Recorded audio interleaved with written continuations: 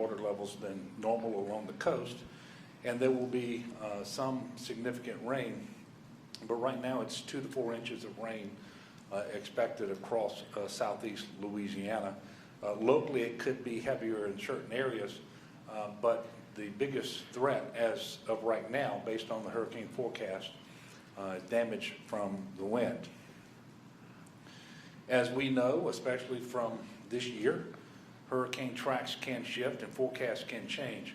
However, we are just now a little more than 48 hours away from the forecasted landfall. And so we all need to be weather aware. We need to pay particular attention to the forecast, not just to the track, but to the intensity as well, and what the impacts will be that we can expect.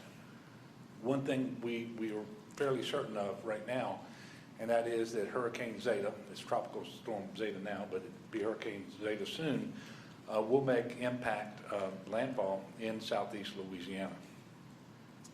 So earlier today, I issued an emergency declaration ahead of Zeta, and between COVID-19 and severe weather, I think that was the 8th state of emergency this year alone.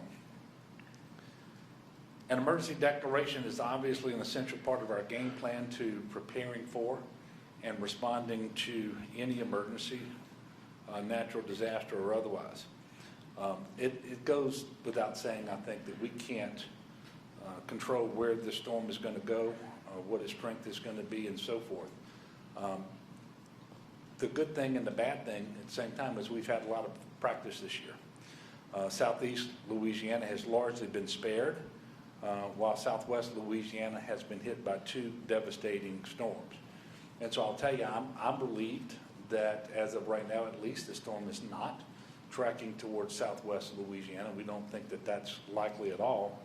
And I will tell you that much of the preparations that we've done in southeast Louisiana in advance of other storms remains in place. And so that should be helpful. We have had Southeast Task Force calls each of the last 2 days, and I know all of our parishes are working. FEMA is fully embedded with us at GOSEP, so we're doing everything that we can to prepare for this storm.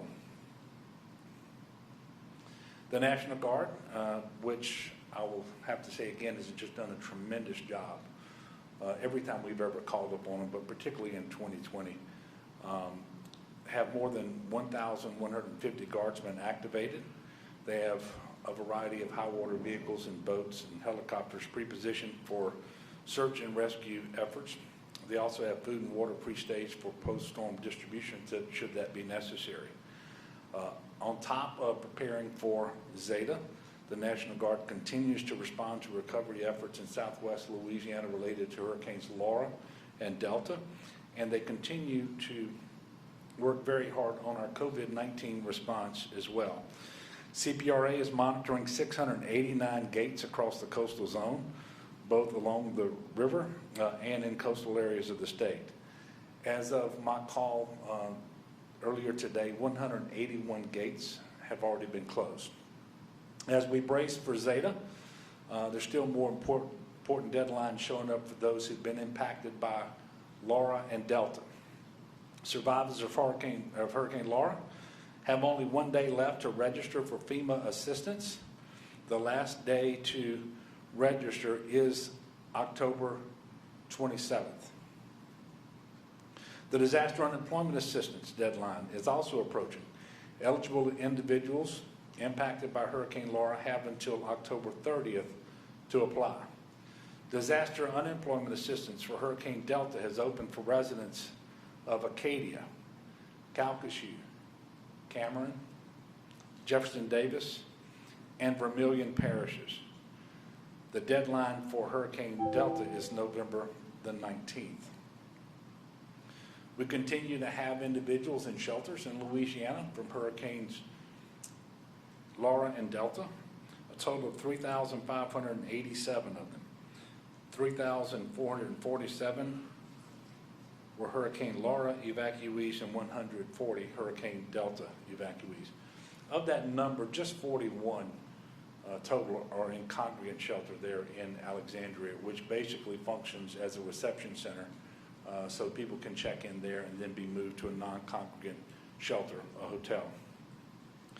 Because of the weather threat from Hurricane Zeta, community-based testing for COVID-19 in regions 1, 2, 3, 4, and 9 will operate as scheduled today, but they will be closed on Tuesday and Wednesday. We do hope to have these testing centers back open on Thursday. I can tell you that all state offices will be open tomorrow, and then tomorrow we will have an announcement about what can be expected on Wednesday. On the topic of COVID, today we are reporting 222 new cases on 5,059 tests. That is a very small number of tests if you keep track of the average number of tests that we report every day, but that's because we're coming out of a weekend. Not only is it a small number of tests, that's obviously a small number of new cases as well. The percentage of positive cases, however, is about the same as we've been experiencing over the last few weeks. Sadly, we are also reporting 17 new deaths for a total of 5,648 in Louisiana. Hospitalizations have increased slightly again today. We have 609 individuals across the state of Louisiana hospitalized with COVID-19. Ventilator use is also up a bit today, about 5, with a total of 71 patients on ventilators. So obviously we are still very much in the midst of a public health emergency, whether members of the House of Representatives or the Attorney General wish to acknowledge it or not. As we speak, I can tell you that we are filing a lawsuit in state court defending the COVID-19 public health emergency proclamation that remains in place through November the 6th, the one that I previously issued. And so I will say what I said on Friday. That proclamation remains in effect. The state is in phase 3 with all of the restrictions and mitigation measures that are prescribed in that proclamation. I will say it again also that the petition signed by members of the House, which would seek to end the public health emergency here in Louisiana, we'd be the only state without a public health emergency. And in light of the fact that the federal government has a public health emergency in place that includes Louisiana. But that petition is reckless, it's dangerous, it's irresponsible, and I'll also say it is unconstitutional. Simply put, the Louisiana Constitution doesn't allow for one chamber of the legislature to overturn a public health emergency declaration issued by the governor. Not only that, but the statute they rely upon requires prior consultation with public health experts from the Louisiana Department of Health. That did not happen. What's more, many of the people who put their names on that petition know both that the petition is a bad idea and also that it's unconstitutional. And I know that because they told me. And I know the Attorney General got a lot of attention this weekend for, I guess I'll be a little bit more charitable than saying he lied to you, but he certainly changed his mind from a September Attorney General's opinion that was put out by his office. But over the weekend, he was saying that the petition itself, once it secured more than 53 members in the House signatures, that it overrode my order and that the proclamation was no longer in place. Well, that's not what the statute says. And he should check his own opinions, and he would have known better than to say what he said this weekend. And that's why I told you Friday and again today that that proclamation remains in place. So you'll see the relevant portion of the September Attorney General's opinion on the screen now. It clearly says petition action alone isn't enough to overturn my public health emergency. What that statute contemplates is that if there's enough signatures on the petition, that I would then issue a proclamation ending the previous proclamation that created the public health emergency. So I guess he now disagrees with himself. I'm not sure. I will tell you that this entire deal with the petition is not something I wanted. Going to court today is not something I wanted either, but we have to be focused and resolute on managing the public health emergency while also recovering from 2 hurricanes and preparing for another. But as I said on Friday, I'm going to do everything I can as governor to discharge my authority and the obligation that I have to keep our people healthy and safe. The fact of the matter is we are in a public health emergency. Just Friday, the United States recorded more new COVID cases than on any day since the federal public health emergency started. I think it was something around 83,000. Utah is in the process of determining whether it's going to have to ration health care because hospitals are so overwhelmed. And in Texas, our neighboring state, there are no ICU beds or other hospital beds, for that matter, available in many areas. We know that there's similar situations going on in many, many states, including the state of Wisconsin, right next door in Mississippi.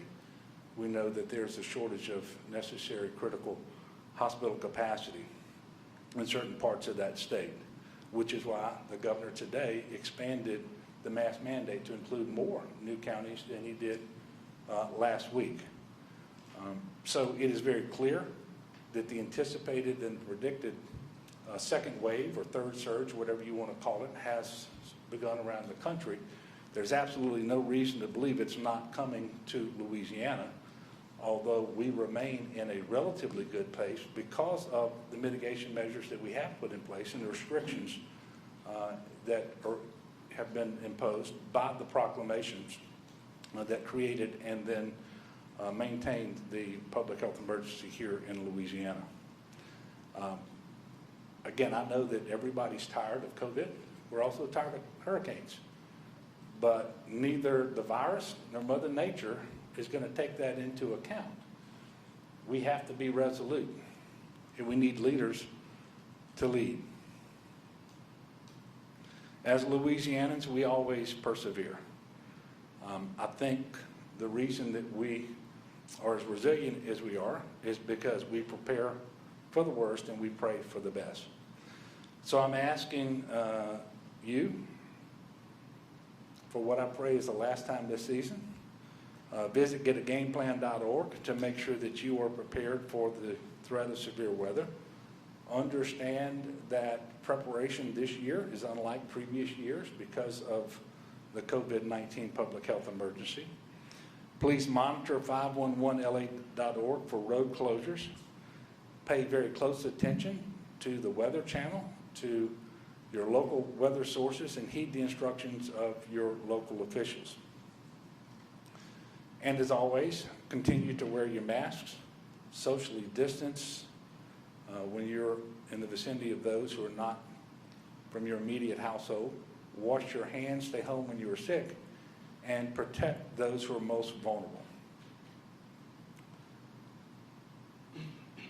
Finally, before I take questions, I want to remind everyone that tomorrow is the last day of early voting in Louisiana ahead of the November 3rd election. So I encourage anyone, if you haven't already done so, take advantage of early voting. And again, tomorrow is the last day to do that. So with that, I will take some questions. Sam. Governor, the law that you cited, it says thereupon, after getting the petition, the governor shall issue an executive order of proclamation ending the state of public health or emergency. You obviously haven't done that. Do you agree that you're violating the law right now because you don't want to nullify this? No, you cannot violate a law that is unconstitutional by definition. Secondly, there are other statutes that tell me I cannot end the public health emergency until I believe that the threat to the public health is in fact behind us. No rational person believes that. Yes, ma'am. In terms of the filing that you're doing, has it already been filed, and what is the actual legal filing that you are making? It's a petition for declaratory judgment and injunctive relief. I can't tell you if it's been filed. It'll be filed today. I think it has been filed. 19? Yes, here at the 19th Judicial District Court.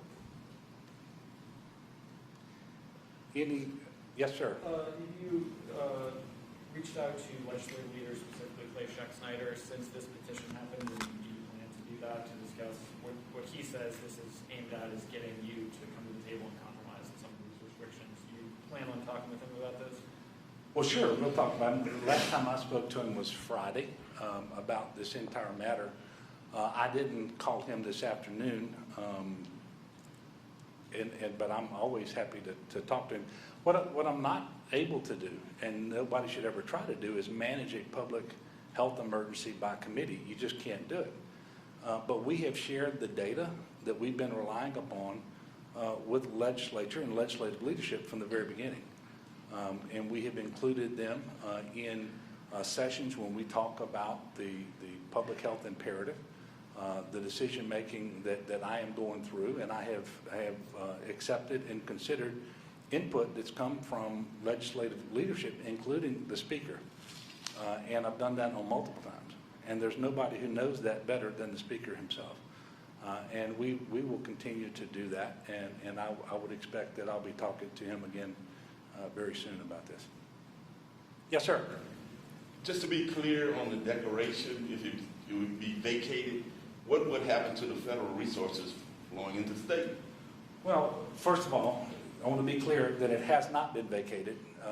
The proclamation that I most recently issued that carries the public health emergency for the state of Louisiana through November the 6th remains in full force and effect. We are in phase 3. The restrictions that were set forth in that document remain in place, and so forth. Obviously, and I went through a long list of things the other day on Friday about the adverse consequences of prematurely ending the public health emergency. Quite frankly, you put at risk federal funding that comes from the Stafford Act because the federal agency that is primarily responsible for managing this public health emergency is FEMA. It operates through the Stafford Act. The Stafford Act is there for emergencies and disasters. And if the state of Louisiana is saying, well, we don't have an emergency, then you then put at risk funding, but you also put at risk the assistance that we're providing locals, whether it's local governments, hospitals, nursing homes, so forth. And just on requests that we have received from those entities, more than 9,500 requests from them have been met by the state, operating through GOSEP. And so you put all of that at risk, and we, again, would be the only state in the nation without a public health emergency were these misguided legislators to be successful. That's clearly not in the best interest of the state of Louisiana, and we remain number 3 in the country for per capita cases. Now, we've been overtaken by North Dakota and South Dakota. Part of the reason is we've done better of late, but we surged in the March-April timeframe. We surged again in July. When we came down from that surge, we've been relatively flat, which is why other states are catching up with us. But as soon as you start having success, because of the way you're managing the emergency, that is not the right time to discard the tools that allowed you to have that success. And it's misguided thinking by some members of the House, quite frankly, many of whom don't really believe in what they're doing, or at least that's what they told me. Yes, sir. If the state fire marshal's office walks into a business tonight that is violating the rules, and their owner says, well, my state lawmaker told me I could do this because he signed this petition, what happens, and do you guys extend any leeway or grace to those businesses because they're confused about what's in place? Yeah, I will tell you that does obviously add to the difficulties of managing this public health emergency. I've been saying from the very beginning that this is not the sort of situation that you're going to enforce your way through. However, enforcement is critical. We have always bent over backwards to work with business owners who in good faith may make a mistake or whatever, and we just try to correct them. But I'm just going to say again, in answer to your question, what I said Friday and what I said earlier. As of right now, we remain in phase 3. The proclamation that I had previously issued is in full force and effect. All of the restrictions and mitigation measures contained in that document remain in effect. And so if we have legislators out there saying something different, they ought not to be doing that. And no business owner or any other individual should rely upon such a irresponsible representation from a member of the legislature or from the Attorney General either. Yes, ma'am. So the arguments that are being made sound like they're twofold. One, that the entire statute is not constitutional on its face, and the other is that they didn't follow the public health, the requirements to talk to the public health agency ahead of the petition. Is that right? Well, the statutory scheme that they relied upon requires that they consult with the Department of Health, Office of Public Health, before doing that. And of course, the word consult is used in the statute, and it's got to mean something. Well, they didn't do it. There's nobody at the Office of Public Health who believes that we're not currently in a public health emergency, and that the emergency declaration need not remain in place. But there was not even any effort. It's a complete fiction to say that there was a consultation. And in fact, the petition was written before anything that could have constituted a consultation would have happened. I mean, so it's a fiction. They didn't do it. And that certainly, I believe, renders their action null and void. But the biggest problem they have is that the Constitution does not allow one body. The House of Representatives is not the legislature. The legislature is a co-equal and independent branch to the governors, but not the House. And even when you have a co-equal and independent branch, it has to operate, I think without exception at least, with a 2/3 majority from each body. A simple majority of about one house, that just doesn't cut the mustard. Yes, sir. So Governor, they may have met with the Office of Public Health, but you're arguing that that meeting doesn't constitute a consultation because the Office of Public Health didn't agree or consult that they should end the emergency. Is that what you're saying? Well, I'm not sure that they met with the Office of Public Health either. What I'm saying is at no time did they engage in anything that would constitute a consultation, which is what's required in the statute. Another question or so. Yes, sir. Have you made a decision on HB4 yet, whether or not it'll be put up? I never do my own bill numbers. What is HB4? It's the one by Mark Wright, the other Oh. limitation on coronavirus. Yeah, I would anticipate that I'll veto that shortly. What about HB51, which bars local election officials from taking private I grants? vetoed that today. You did that? Okay. Yeah. All right. We're gonna have a UCG meeting tomorrow at GOSEP, I believe at 11:30. We're gonna have a press conference back here regarding Hurricane Zeta and our continued preparations for that tomorrow afternoon, and we're looking at 3 p.m. Again tomorrow here for that press conference. And so again, thank you all for continuing to cover this. Thanks everyone at home, especially those in Southeast Louisiana, for the preparations that we're going to undertake in advance of Hurricane Zeta. Again, let's prepare for the worst, pray for the best. Let's be good neighbors to one another. And that certainly includes wearing a mask. So with that, we'll see you tomorrow.